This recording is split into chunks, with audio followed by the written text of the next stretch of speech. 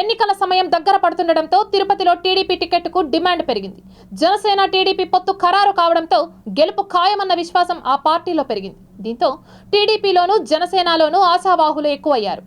రాష్ట్రంలోనే తిరుపతి నియోజకవర్గానికి ఓ ప్రత్యేకత ఉంది. ఈ ప్రత్యేకతే పలువురు పోటీ పడేలా ఆసక్తిని కలిగిస్తోంది. తిరుపతి నగరంలో అన్ని సామాజిక వర్గాల ప్రజలు ఉండగా వారిలో బలిజ, యాదవ, రెడ్డి సామాజిక వర్గాలకు చెందిన వారు అధికంగా ఉన్నారు.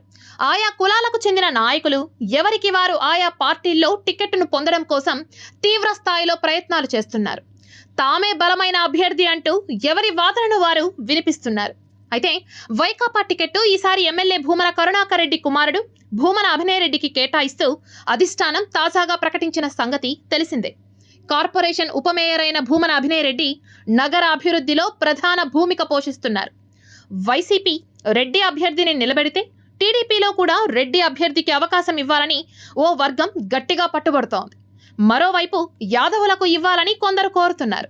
తిరుపతిలో బేసిక్గా బలిజ ఓటర్లు ఎక్కువని, కాబట్టి బలిజలకు ఇస్తేనే తిరుపతిలో విజయం సాధించవచ్చని రాజకీయ విశ్లేషకులు అభిప్రాయపడుతున్నారు. అయితే 2019 ఎన్నికల్లో టీడీపీ అభ్యర్థి సుగుణమ్మ కేవలం 708 ఓట్ల తేడాతో ఓడిపోయారు.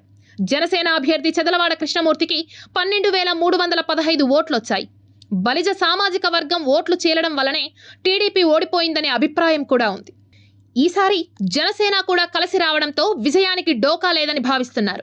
జనసేన టికెట్ కోసం జిల్లా అధ్యక్షుడు డాక్టర్ హరిప్రసాద్, నియోజకవర్గ ఇన్ఛార్జ్ కిరణ్ రాయల్ గట్టిగా ప్రయత్నం చేస్తున్నారు. ఇటీవల తిరుపతికి వచ్చిన ఆ పార్టీ రాష్ట్ర ప్రధాన కార్యదర్శి నాగబాబు కూడా ఇక్కడ గెలుపు అవకాశాల గురించి చర్చించారు. అయితే టీడీపీ జనసేన పొత్తులో భాగంగా జిల్లా కేంద్రమైన తిరుపతిని వదులుకోవడానికి టీడీపీ కార్యకర్తలు సిద్ధంగా లేరు. ఈ నేపథ్యంలో టీడీపీ టికెట్కు గిరాకీ పెరిగింది. మాజీ ఎమ్మెల్యే, నియోజకవర్గ ఇన్ఛార్జ్ మన్నూరు సుగుణమ్మకు తిరిగి టికెట్ ఇస్తారని మెజారిటీ కార్యకర్తలు భావిస్తున్నారు. ఆమె భర్త వెంకటరమణ 2 సార్లు ఎమ్మెల్యేగా ఉన్నారు.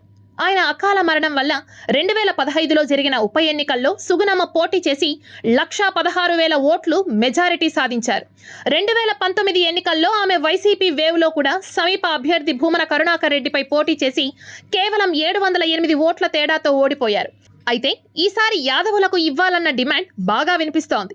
వైకాపా వారు యాదవ సామాజిక వర్గానికి చెందిన డాక్టర్ శిరీషకు మేయర్గా అవకాశం కల్పించారని, టీడీపీలో ఎమ్మెల్యే టికెట్టు ఇవ్వాలని కోరుతున్నారు. ఈ నేపథ్యంలో పార్లమెంట్ అధ్యక్షుడు నరసింహ యాదవ్ టికెట్టు కోసం గట్టిగా పట్టుబడుతున్నారు. ఆయన తొలి నుంచి పార్టీలో ఉన్నారు. టీడీపీ అధికారంలో ఉన్న సమయంలో తిరుపతి నగర అభివృద్ధి సంస్థ చైర్మన్గా ఉన్నారు. అలాగే బలిజ సామాజిక వర్గానికి చెందిన ఊకా విజయ్ కుమార్ తీవ్ర స్థాయిలో టికెట్టు కోసం ప్రయత్నం చేస్తున్నారు. ఆయన 2009లో ప్రజారాజ్యం పార్టీలో చేరి పనిచేశారు. తర్వాత టీడీపీలో చేరి కాపు అభివృద్ధి సంస్థ అధ్యక్షునిగా ఉన్నారు. అలాగే డాక్టర్ కోడూరు బాలసుబ్రహ్మణ్యం కూడా టికెట్టు కోసం ఆశిస్తున్నారు. ఆయన గత టీడీపీ పాలనలో చురుకైన పాత్ర పోషించారు. వైకాపాలో రెడ్డి పోటీ చేస్తున్నందున రెడ్డికే టికెట్ ఇస్తే మంచిదన్న వాదన కూడా వినిపిస్తోంది. ఈ నేపథ్యంలో పార్టీ ఏర్పడినప్పటి నుంచి సేవలు అందిస్తున్న రాష్ట్ర కార్యదర్శి సూరా సుధాకర్ రెడ్డి పేరు గట్టిగా వినిపిస్తోంది. తిరుపతి స్థానికుడు అయిన ఆయనకు బలమైన బంధువర్గం, అనుచరగణం, కుటుంబ నేపథ్యం కూడా ఉంది. జిల్లా కార్యదర్శి, ఉపాధ్యక్షునిగా ఆయన బాధ్యతలు నిర్వహించారు. అలాగే రాష్ట్ర నిర్వాహక కార్యదర్శి మబ్బు దేవనారాయణ రెడ్డి కూడా టికెట్ రేసులో ఉన్నారు.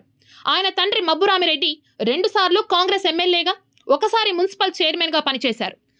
ఆయనకు మాజీ కేంద్ర మంత్రి కోట్ల విజయభాస్కర్ రెడ్డి ఆశీస్సులు మెండుగా ఉన్నాయి.